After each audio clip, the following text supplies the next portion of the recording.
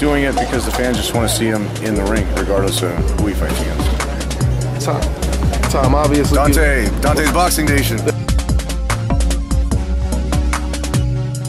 What about Kell Brook? Kell Brook? He said 157 he'll fight you. I think he's too small. Too small? Too small, yeah. You know, my focus on 160 middle division right now. Kell Brook, everybody just trash talk, you know. Dante's Boxing Nation, what's going on, guys? So today was the first day that we got to see Gennady Golovkin and Kell Brook go face to face. We got to size them up. They got to size each other up. And the first thing I want to say is, you know, after the press conference, Gennady Golovkin, he said, me and Golovkin are the same, me and Kell Brook, excuse me, are the same size. There was a report a couple days ago that Kell Brook was walking around at 178. I'll say this. There's a couple things that Gennady Golovkin said that I actually agree with. They may actually be the same size right now. Something else Gennady Golovkin said that I agree with. And I know I may be in a minority along with Gennady Golovkin when I say this, but I truly believe that this could possibly be Golovkin's toughest test. That's what Golovkin said in the press conference. He said, you know, this could be my toughest test. And I truly believe it can be. Now, that wouldn't be a good look for Gennady Golovkin, though, if him fighting a champion that is the welterweight champion, if that welterweight champion becomes his toughest test, and certainly if that welterweight champion pulls off the upset, obviously, that is a terrible look for Gennady Golovkin. But I agree with Golovkin. I mean, this could possibly be his toughest test in the ring as a professional fighter. I believe that Kell Brook, no doubt about it, is better than any of the opponents that Gennady Golovkin has faced, at least skill-wise. I truly believe that if Kell Brook was naturally the same size, I would pick him to win this fight. If Kell Brook was naturally bigger than Golovkin, if the roles were reversed where it was Golovkin moving up 2 weight classes to fight Kell Brook, I think we would all obviously have Kell Brook as the favorite in this fight. I slightly still lean towards Golovkin, but I mean, realistically, we just have to see how Kell Brook carries the weight. Because him walking around at 178, it doesn't really guarantee his body is going to be acclimated to the middleweight division just because he walks around at that heavy weight. That doesn't automatically make him a natural middleweight. So that's just something we're going to have to see on fight night, September 10th. But right now, you know, I really can't wait to see how this fight plays out. Because we know only, you know, either two things are going to happen. Either Kell Brook is going to get the shit beat out of him, and he's going to realize that that middleweight division is a whole different ball game as opposed to fighting as a welterweight, or we're going to see Pacquiao De La Hoya. We're going to see Hatton Costa Tszyu.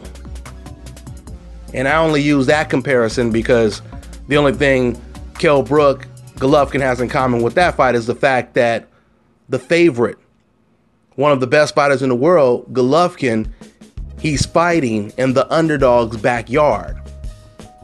And if you guys remember Costa Tszyu versus Ricky Hatton, Costa Tszyu was pound for pound number 3, the best fighter in the world. He was favored to run over Ricky Hatton. And Ricky Hatton got the upset in his own backyard.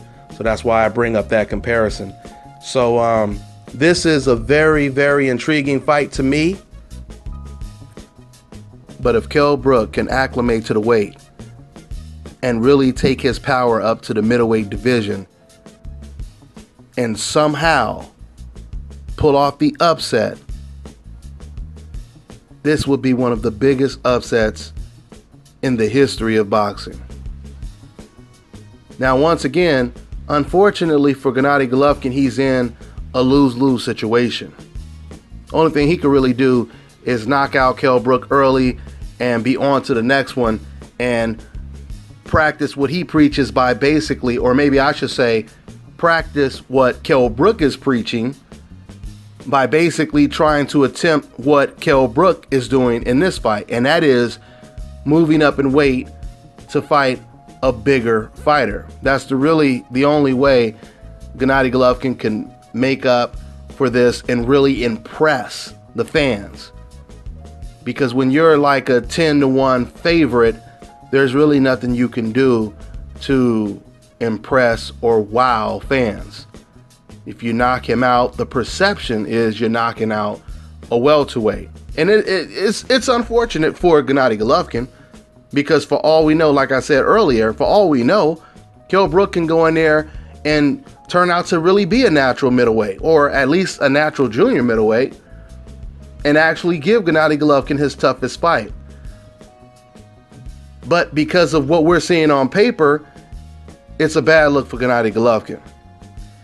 So with that all being said, I want to say, this year of boxing is one of the biggest years of boxing for so many different reasons.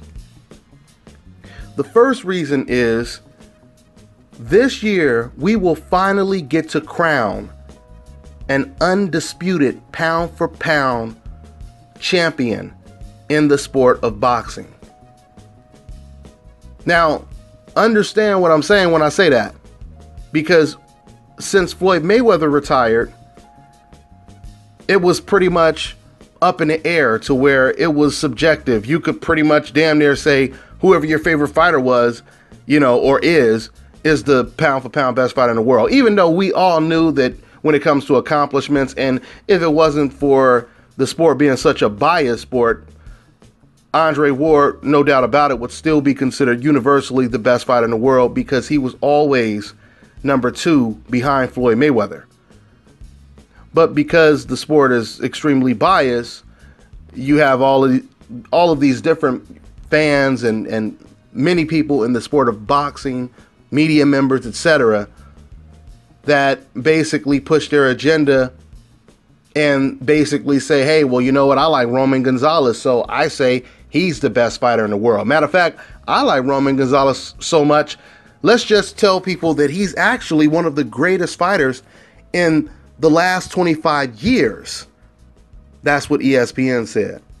So the point that I'm making is it's very easy to just make up whatever you want to make up, especially when you have some type of power in this sport of boxing. And when I say power, I'm talking about maybe you have a voice, maybe you have a website, maybe you have a microphone on camera, etc., whatever it is. But getting back to my point, this year we will have an undisputed pound for pound #1 champion, because Andre Ward is going up against Sergey Kovalev. And whoever wins that fight is hands down the best fighter in the world, pound for pound. Okay? We also have Crawford versus Victor Postal, another big, extremely big, competitive. When I say big, I mean competitive and significant type of matchup. That fight is next weekend. Then we have the possibility, I'm just saying, the possibility of a huge upset this year. Now, it could either go the way that it's supposed to go, where Golovkin just knocks this cat out real quick